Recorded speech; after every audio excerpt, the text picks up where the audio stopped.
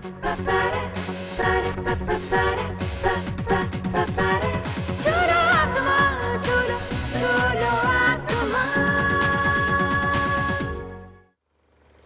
वालेकुम, welcome to morning मसाला। क्या हाल चाल है सबके? सब ठीक ठाक होंगे, उम्मीद है मुझे कि सब बिल्कुल ठीक ठाक होंगे। कैसा वीकेंड गुजरा सबका?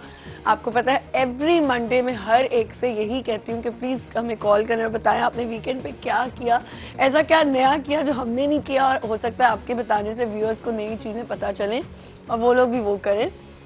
फ्राइडे सैटरडे बहुत बिजी गुजरता है और सब कुछ ना कुछ प्लान कर रहे होते हैं, कहीं ना कहीं जाने का प्लान कर रहे होते हैं, कुछ ना कुछ हो रहा होता है, तो जो है कि बहुत बिजी रहता है वीकेंड। और अगर कुछ नहीं हो तो बच्चे मूवीज पे बच्चों को लेके जा सकते हैं आप लोग, और मूवीज पे नहीं तो आप पार्क ले जा सकते हैं, बीच ले जा सकते हैं, बहुत कुछ करने को होता है, तो वीकेंड जरूर प्लान करना चाहिए अपना। अच्छा, एक चीज मुझे बड़ा था कि मैं जरूर जाके बोलूंगी कि डॉल्फिन मॉल में बहुत जल्दी जो है वो सिंबाद की जो है लॉन्च हो जाएगी। जो डॉल्फिन मॉल का सिंबाद होता था हर जगह उनके है, उसकी बहुत जल्दी लॉन्च हो जाएगी। आई थिंक 1 महीने में ही लॉन्च होने वाली है, तो बच्चों के लिए बड़ी एक्साइटेड, बहुत बच्चे एक्साइटेड हुए हैं और सबके लिए बहुत एक्साइटमेंट की बात है, क्योंकि वो एक ऐसा मॉल है जो बहुत ज्यादा सबको अट्रैक्ट कर रहा है, बड़ा है और काफी खुला है, और वहाँ पे थिएटर सिनेमा सब कुछ शुरू होने वाला है, तो काफी इंटरटेनिंग हो जाएगा सारे बच्चों के लिए और पेरेंट्स के लिए। एनीवेज, आज हमारा सेगमेंट है देसी नुस्खा। आपको पता है मंडे है, गफार आगा साहब हमारे साथ होंगे। आज समर आ रहे हैं, अब देखिए समर्स आने वाले हैं जून जुलाई में, बहुत सी ऐसी प्रॉब्लम्स हैं, जैसे काफी लोगों को पिंपल्स निकल रहे होते हैं, एक्नी हो रही होती है गर्मी की, फिर फ्रूट्स ऐसे होते हैं, जैसे आम खाने से कहा जाता है कि आम फौरन नहीं पहले खाना चाहिए, पहले एक बारिश हो जाए फिर आप आम खाएं। लेकिन एक बात मुझे आज तक समझ नहीं आई, जो आज मैं आगा साहब से जरूर पूछूंगी कि आम अगर बारिश हो ही ना तो फिर बंदा आम खाए ना बिल्कुल भी, क्योंकि आम का सीजन तो ये 3 महीने ही रहता है। देखें, आप अभी कैरियां आ जाएंगी, अभी जून से जो है आम आहिस्ता आहिस्ता आना शुरू होंगे, सिंदरी आएगा, फिर और आम आएंगे, और फिर बारिश नहीं होगी। अगर 2 महीने बारिश नहीं हुई तो 2 महीने हम आमों को बस देखते ही रहेंगे। तो ये आज मुझे उनसे पूछना है। और आम से कितनी एक्नी होती है? क्या ये सच है कि आम खाने से आपको दाने निकलते हैं? कभी कभी हमें ऐसा लगता है कि हमें आम खाने से या काजू खाने से या ऐसी चीजें गर्मी में खाने से आपको दाने निकल आते हैं।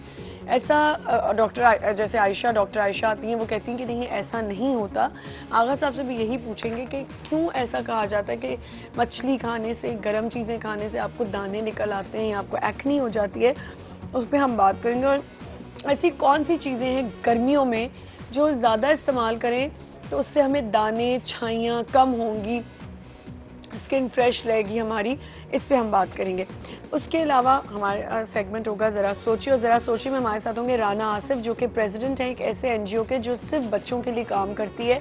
बच्चों के लिए इसलिए कहा जा रहा है बच्चों के लिए काम करती है, उन बच्चों के लिए जो बच्चे सड़कों पे भीख मांगते हैं, स्ट्रीट क्राइम करते हैं। स्ट्रीट क्राइम में इतना ज़्यादा बच्चों का, इतने मुलव्विस होते हैं बच्चे, हमें पता भी नहीं होता, छोटे छोटे बच्चे स्ट्रीट क्राइम के अंदर होते हैं, और हम ऐसे समझते हैं मासूम बच्चे, इनको पैसे दे दो, ये कर दो, लेकिन वही बच्चे इन्वॉल्व हुए होते हैं उन चीज़ों में। तो उनसे हम बात करेंगे कि उन्होंने बच्चों की ज़िंदगियों में क्या तब्दीलियां लेके आए, उन बच्चों की ज़िंदगी में क्या तब्दीलियां आई, और उन्हीं बच्चों को क्यों फोकस किया जा रहा है जो स्ट्रीट क्राइम में हैं या वो बेगर्स हैं और घूम रहे हैं और भीखे मांग रहे हैं, उन पे वो काम करें ज़्यादा।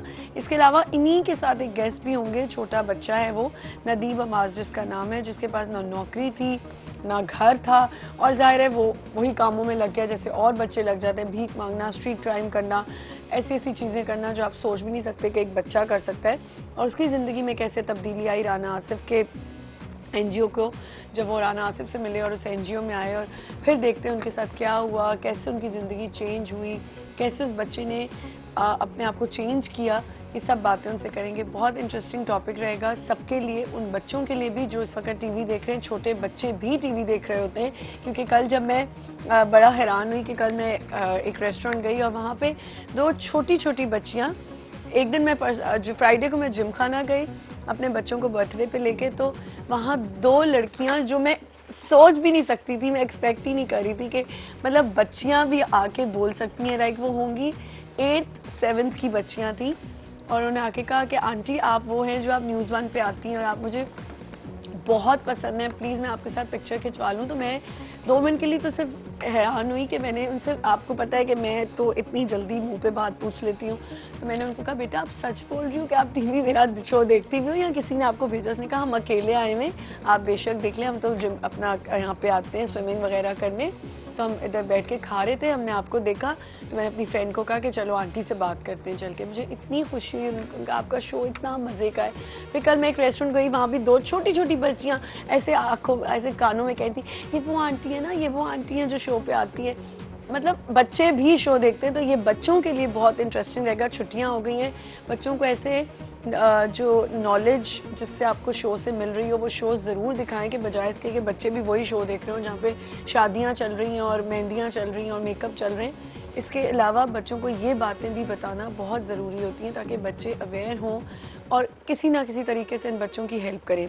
आप फीडबैक हमें दे सकते हैं, जिसके लिए आप हमें ईमेल कर सकते हैं chuluasman@news1tv.tv पर, मैसेज ऑन www.facebook.com/chuluasman, इस पर भी हमसे कनेक्ट हो सकते हैं। एक छोटा सा ब्रेक लेते हैं, ब्रेक के बाद हमारे साथ गफ्फार आगा साहब होंगे और उनसे हम करेंगे पिंपल्स पे बात, गर्मियाँ आने वाली हैं उस पर बात करेंगे। Will be right back.